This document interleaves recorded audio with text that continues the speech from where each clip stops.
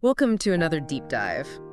Today, we're going to be looking at something pretty interesting. Yeah? It's about the importance of the English language. Okay.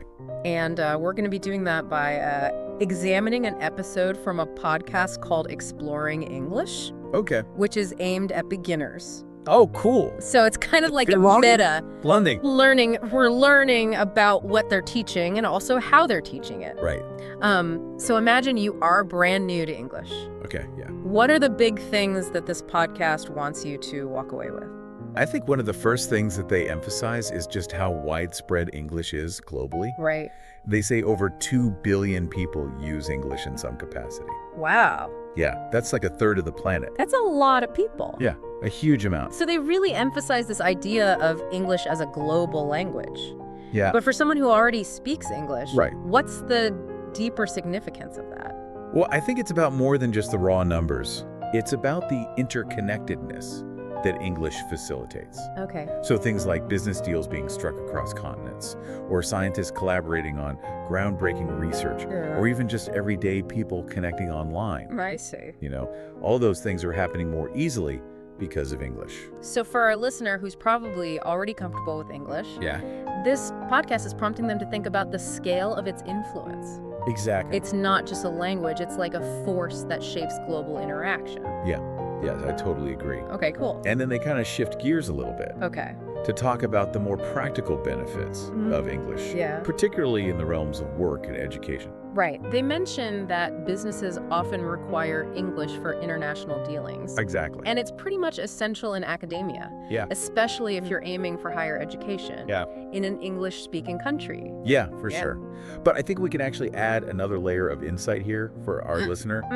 You know, think about the job market. Uh-huh. Studies have shown that bilingual individuals Right. often command higher salaries. Yeah.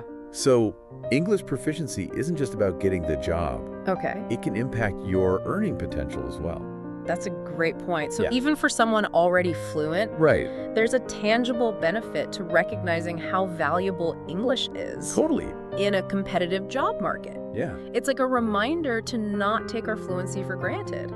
exactly. And this kind of leads into another point that they raise about the role of English in accessing educational opportunities. Right. They specifically mention universities in English-speaking countries Yeah. often requiring proof of proficiency. Yeah, But it goes beyond that, doesn't it? it definitely does. Yeah. Think about the sheer volume of academic research that's published in English. Right. Regardless of your field, Yeah. if you want to be at the cutting edge, Uh-huh. you need to be able to engage with that research directly. So it's like having access to this massive library of knowledge. Exactly. But for someone who isn't a native English speaker, Yeah. that can feel like a barrier. Yeah, absolutely. And that's precisely the point. Right. Recognizing English's dominance in academia highlights a potential disadvantage for those who don't have that fluency. Right.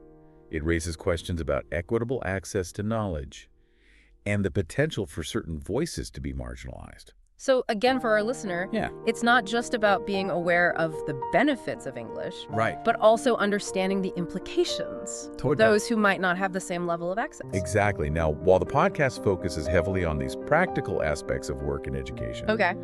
they do touch on something else that I think is really interesting, Okay. which is the cultural impact of English. Right. They talk about how it opens up a world of media, Yeah. films, music, books. All sorts of things. But is it just about enjoyment? I would argue that it goes deeper than that. I think it's about understanding nuances and perspectives that might be lost in translation. Right. Imagine reading a novel in its original language Right. versus reading a translated version. You're experiencing the author's intent directly. That's a great point. Yeah. But does this dominance of English in global media Right. potentially create sort of filter Yeah. through which we perceive other cultures? Ooh, that's a really fascinating question. Yeah. And one that the podcast unfortunately doesn't explore in depth. Okay. But I think it is worth considering whether a reliance on English media might even subconsciously shape our understanding of other cultures. Right. You know, are we missing out on subtleties, different ways of seeing the world, Yeah. simply because we're relying on a single language for so much of our cultural intake. It makes you wonder if true cross-cultural understanding requires going beyond English, even if it is the most widely spoken language. It's a really interesting thought. Yeah. It was... Yeah. It's like viewing the world through a very specific lens, you know? Right. And in this case, that lens is English. Right. So are we missing out on things? Yeah. Are we missing out on subtleties, different ways of seeing the world, simply because we're relying on this one language for so much of our cultural intake? Right. And that's really interesting. Yeah. Okay. So the podcast also touches on the process of learning English. Okay. And they really emphasize that it can be easy and fun. Right. Yeah, they stress that. With consistent practice. Yeah. Even in small chunks. Right. And I think that's a crucial point for their target audience, which is beginners. Absolutely. I mean, learning a language can feel really daunting. Right. Especially when you're first starting out. Right. So emphasizing those small steps, you know, like just do a little bit each day. Yeah. And being consistent with that effort. Right. Can really make it seem much more achievable. I like that saying the journey of 1,000 miles begins with a single step. Exactly. But for our listener who's already fluent, right? Is there a takeaway here beyond just the beginner's perspective?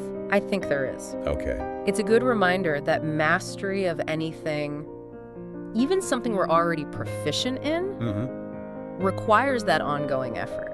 You know, language is constantly evolving. Right. So even if you're fluent, there's always something new to learn, some nuance to discover. So it's not about becoming complacent. No, not at all. Even if you feel confident in your English skills. Exactly. There's always room for growth. Yeah. Refinement. For sure. And they do a really good job of reinforcing this idea in a very positive, encouraging way. Very upbeat.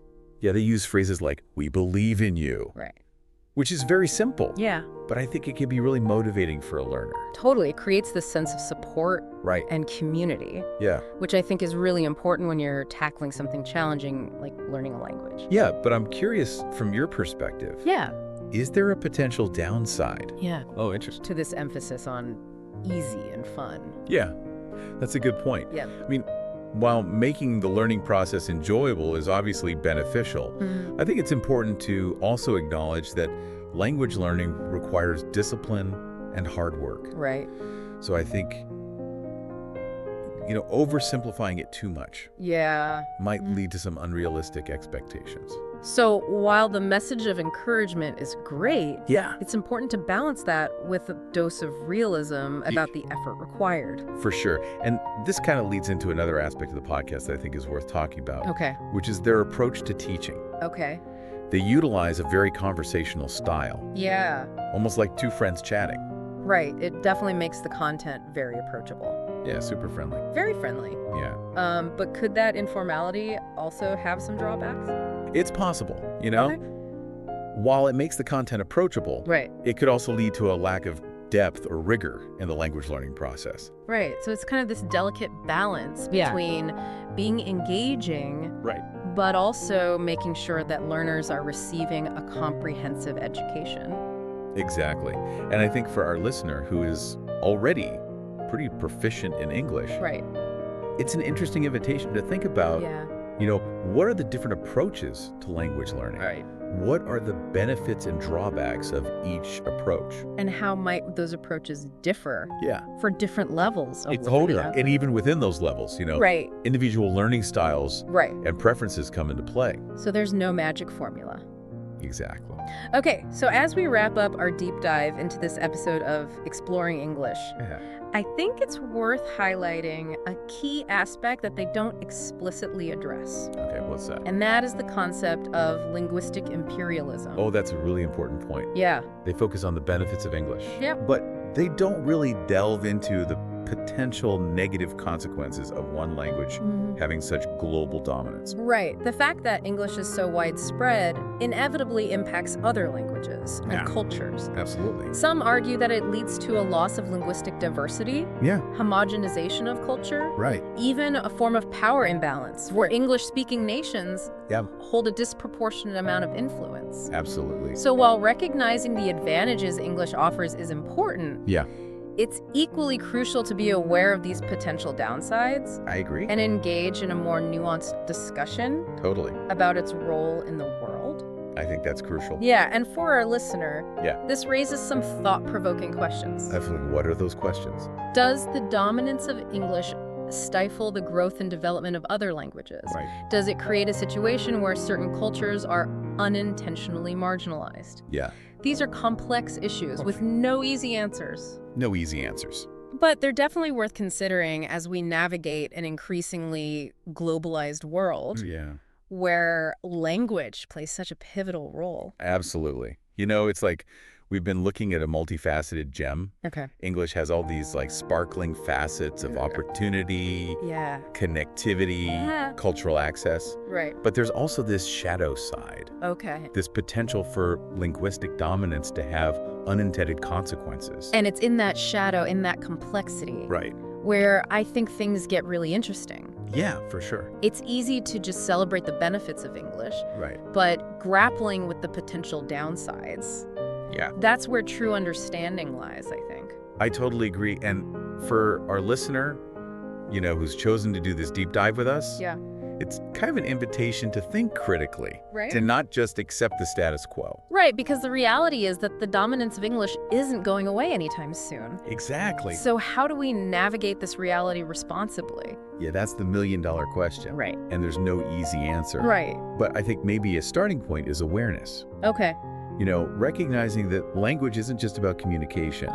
It's inherently tied to power dynamics. Okay. Cultural identity. Right. Even economic opportunity. It's like this invisible force that's shaping the world around us. Exactly. And often we're not even conscious of its influence. Yeah, and that unconsciousness can be dangerous. Right. It can lead to complacency, to accepting inequalities without questioning them. Right. So for our listener, this deep dive isn't just about understanding the importance of English. No. It's a call to action. Okay. To be aware of the complexities. Yeah. To engage in thoughtful dialogue. And to advocate for a more equitable and inclusive linguistic landscape. I love that. Yeah. It's about recognizing that fluency in English, while valuable, isn't the only measure of intelligence or worth. Right. It's about valuing linguistic diversity. Yes. Respecting other cultures and their languages, and understanding that true communication goes beyond words. It's about recognizing that each language, each dialect carries within it a unique perspective. Yeah. A way of seeing the world that enriches us all.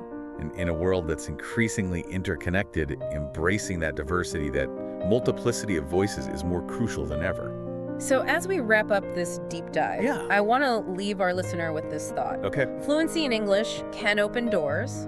It can. But it's our responsibility to ensure those doors are open to everyone. Yes. It's our responsibility to use this language, this tool we've been given, to build bridges, not walls, to foster understanding, not division. Beautifully said. I would add to that, let's not just be speakers of English. Okay. Let's be stewards of it. Okay. Let's use it to amplify marginalized voices, to promote cross-cultural dialogue, and to create a world where language is a force for unity, not uniformity. And to our listener, thank you for joining us on this deep dive. Yeah, thanks for listening. Keep questioning, keep exploring, and keep using your voice to make the world a more linguistically just and vibrant place. Couldn't have said it better myself.